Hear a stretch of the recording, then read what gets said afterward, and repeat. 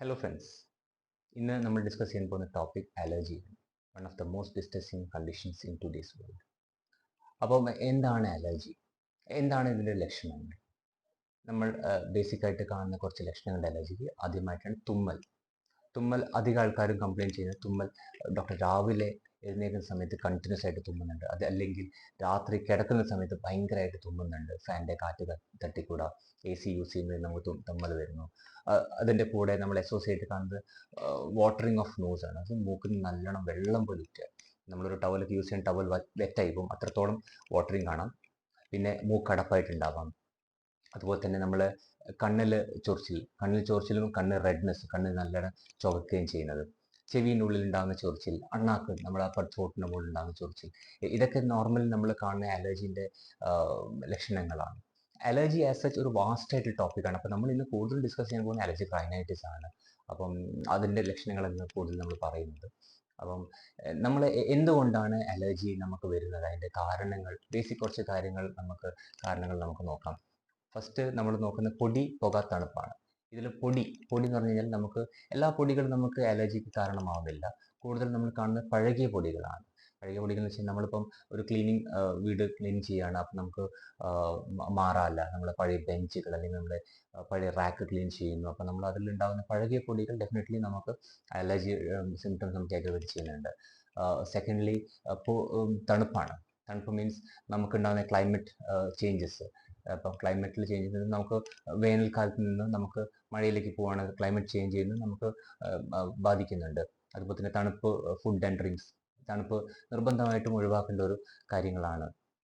സെക്കൻഡാണ് പുകയിൽ നമുക്ക് വരുന്നതാണ് വെഹിക്കിൾ എക്സോസ്റ്റുകൾ വരും. നമ്മൾ വീട്ടിൽ തന്നെ നമ്മളെ വേസ്റ്റ് കത്തിക്കുന്ന പുകകൾ. അതുപോലെ തന്നെ ലേഡീസ് ആകുമ്പോൾ കൂടുതൽ കംപ്ലൈൻറ്റ്, നമ്മൾ കിച്ചണിൽ അവർ ജോലി ചെയ്യുന്ന സമയത്ത് വറവിടുന്ന സ്മെല്ല്, ഇത് പറ്റുന്നില്ല. കുറച്ച് സ്ട്രോങ് ഓർഡറുള്ള നമ്മളെ കുറച്ച് പെർഫ്യൂമുകൾ ഇത് യൂസ് ചെയ്യുന്ന സമയത്ത്, അല്ലാതെ അത് സ്മെല്ലടിക്കുന്ന സമയത്ത് നമുക്ക് തുമ്മൽ കൂടുന്നു. ഇതൊക്കെ നോർമലായിട്ട് നമുക്ക് അതിൻ്റെ കാരണങ്ങളായിട്ടാണ് കാണുന്നത്. അപ്പം നമുക്ക് എന്താ ചെയ്യാൻ പറ്റുന്നത്? ഇപ്പോൾ പ്രസൻറ്റ് വേൾഡ്, നമ്മൾ മോഡേൺ വേൾഡിൽ നമുക്ക് പൊല്യൂഷൻ അത്രയും അഡ്വാൻസ്ഡ് ആണ്, അപ്പോൾ അത്രയും ജാസ്തിയുണ്ട്.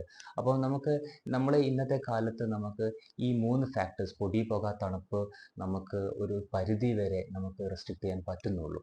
അതുകൊണ്ട് തന്നെയാണ് അലർജി പ്രശ്നങ്ങൾ ഇന്നത്തെ കാലത്ത് അത്രയും കൂടി വരുന്നത്. ഓൾമോസ്റ്റ് ഒരു 95% ആൾക്കാർക്കും അലർജി പ്രശ്നങ്ങളുണ്ട്. പക്ഷേ അതിൽ നമുക്ക് ആ ഇൻറ്റൻസിറ്റിയും ഫ്രീക്വൻസിയും മാത്രമേ മാറുന്നുള്ളൂ.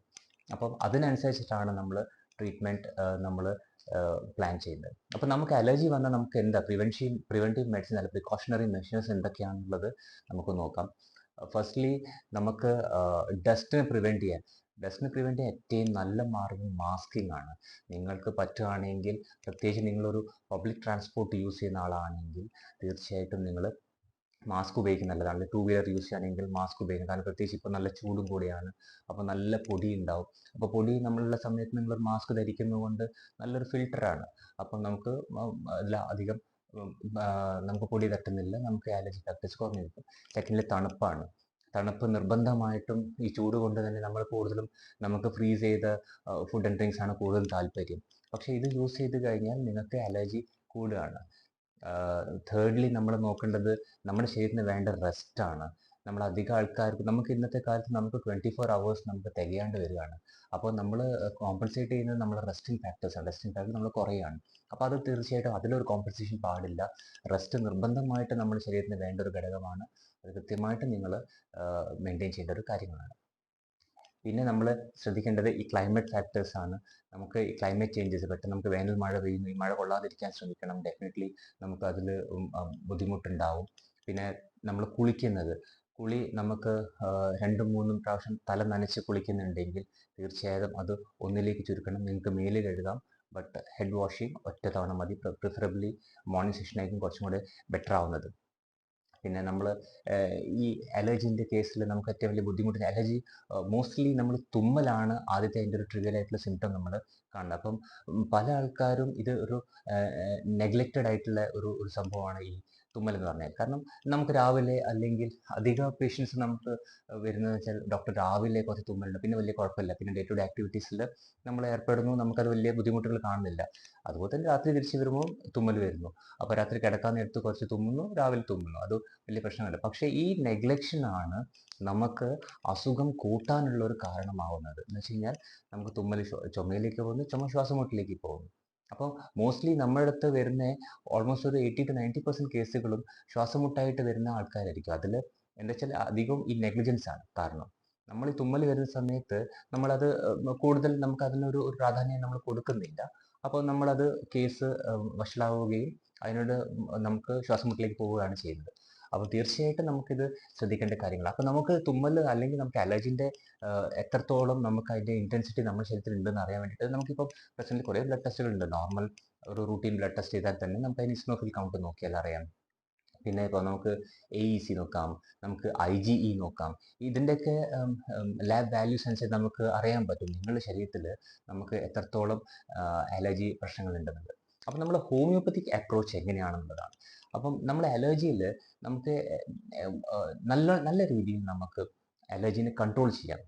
ഞാൻ മാറ്റാൻ പറ്റും ഞാൻ ഒരിക്കലും ഞാൻ പറയുന്നില്ലെങ്കിലും, പക്ഷേ ഡെഫിനറ്റ്ലി കൺട്രോൾ ചെയ്യാൻ. കാരണം നമ്മൾ നേരത്തെ ഡിസ്കസ് ചെയ്ത പോലെ തന്നെ അലർജി കൂടാനുള്ള കാരണങ്ങൾ പൊടി, പുക, തണുപ്പാണ്. അപ്പോൾ ഇന്നത്തെ കാലത്ത് ഈ 3 ഫാക്ടേഴ്സും നമുക്ക് ഒരു പരിധി വരെ നമുക്ക് റെസ്ട്രിക്റ്റ് ചെയ്യാൻ പറ്റുന്നുള്ളൂ. അത് കാരണം തന്നെ നമുക്ക് അലർജി അതൊരു കണ്ടീഷനാണ്. ഇറ്റ്സ് നെവർ എ ഡിസീസ്, ഒരു കണ്ടീഷനാണ്. അപ്പോൾ ഈ 3 ഫാക്ടേഴ്സ് നിങ്ങൾക്ക് കൺട്രോൾ ചെയ്യാൻ പറ്റുവാണെങ്കിൽ തീർച്ചയായിട്ടും അലർജി നമുക്ക് നല്ല രീതിയിൽ കൺട്രോൾ ചെയ്ത് പോകാൻ പറ്റുന്ന കാര്യങ്ങളുള്ളൂ.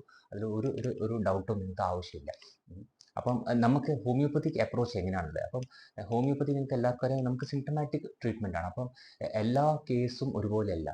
Every case is an individual case. എന്ന് വെച്ചാൽ നമുക്ക് ഓരോരുത്തരുടെ കേസും അത് ഇൻഡിവിജ്വൽ അലർജി കേസായിട്ട് തന്നെയാണ് കാണുന്നത്. കാരണം എല്ലാ ആൾക്കാർക്കും അലർജിൻ്റെ ലക്ഷണങ്ങൾ ഒരുപോലെയല്ല. ചില ആൾക്കാർക്ക് തുമ്മലിൻ്റെ കൂടെ ചിലപ്പോൾ തലവേദനയായിരിക്കും ഉണ്ടാകുന്നത്, ചിലർക്ക് തുമ്മലിൻ്റെ കൂടെ കണ്ണ് ചൊറിച്ചിലും കണ്ണ് ചുവന്നതായിരിക്കും ഉണ്ടാകുന്നത്, ചിലർക്ക് ഈ തുമ്മലിൻ്റെ ഭാഗമായിട്ട് മൂക്കിൽ ദശ വളരുന്ന പ്രോബ്ലം ഉണ്ട്. ഇതൊക്കെ അലർജീൻ്റെ ഭാഗമായിട്ട് വരുന്ന കാര്യങ്ങളാണ്. അപ്പം എല്ലാ കേസുകളും നമുക്ക് ഒരുപോലെ ജനറിക് ആയിട്ടുള്ള ഒരു ട്രീറ്റ്മെൻറ്റ് അല്ല നമ്മൾ കൊടുക്കുന്നത്. Every case is individual case. അപ്പം നിങ്ങൾക്ക് ഉണ്ടാകുന്ന ലക്ഷണങ്ങൾക്കനുസരിച്ചാണ് നിങ്ങളുടെ ട്രീറ്റ്മെൻറ്റ് നമ്മൾ പ്ലാൻ ചെയ്യുന്നത്. അപ്പം നമ്മളിപ്പം ഈ അലർജി എന്ന് പറഞ്ഞാൽ വളരെ വാസ്റ്റ് ആയിട്ടുള്ള സബ്ജക്റ്റാണ്. ബട്ട് നമ്മളിപ്പം ഈ അലർജിക് റൈനൈറ്റിസ് എന്ന ചെറിയൊരു ടോപ്പിക്കാണ് ഡിസ്കസ് ചെയ്തത്. അപ്പോൾ എനിക്കറിയാം ഈ ചെറിയൊരു ടൈമിൽ നമുക്ക് ഇത്രയും വലിയൊരു ടോപ്പിക്ക് കംപ്ലീറ്റ് ആയിട്ട് നിങ്ങളുടെ കംപ്ലീറ്റ് ഡൗട്ട്സിൽ തീർക്കാന്ന് പറഞ്ഞാൽ ബുദ്ധിമുട്ടാണ്. അതുകൊണ്ട് തന്നെ നിങ്ങൾക്ക് ഡൗട്ട്സ് ഉണ്ടെങ്കിൽ ഡെഫിനറ്റ്ലി എന്നെ കമൻറ്റ് ബോക്സിൽ കമൻറ്റ് ചെയ്യൂ. നിങ്ങൾക്ക് എൻ്റെ ഡൗട്ട്സ് എന്നോട് ചോദിക്കാം. എൻ്റെ വാട്സാപ്പ് നമ്പർ അവൈലബിൾ ആണ്. നിങ്ങൾ അതിൽ ചെയ്യുക, അല്ലെങ്കിൽ നേരിട്ട് എന്നെ വന്ന് എൻ്റെ ക്ലിനിക്കിൽ വന്ന് കാണുകയോ ചെയ്യാം. അപ്പം അലർജീൻ്റെ പറ്റിയുള്ള കൂടുതൽ വിവരങ്ങൾക്ക് നമ്മൾ ഈ നേരത്തെ പറഞ്ഞ പോലെ നിങ്ങൾ കാര്യങ്ങൾ ചെയ്യൂ. എന്നിട്ട് എന്നെ അടുത്ത് കോൺടാക്റ്റ് ചെയ്യുകയോ അതോ എന്നെ ഫോണിൽ കൂടെ ബന്ധപ്പെടുകയോ അല്ലെങ്കിൽ ക്ലിനിക്കിൽ നേരിട്ട് വന്ന് കാണാവുന്നതാണ്. നന്ദി.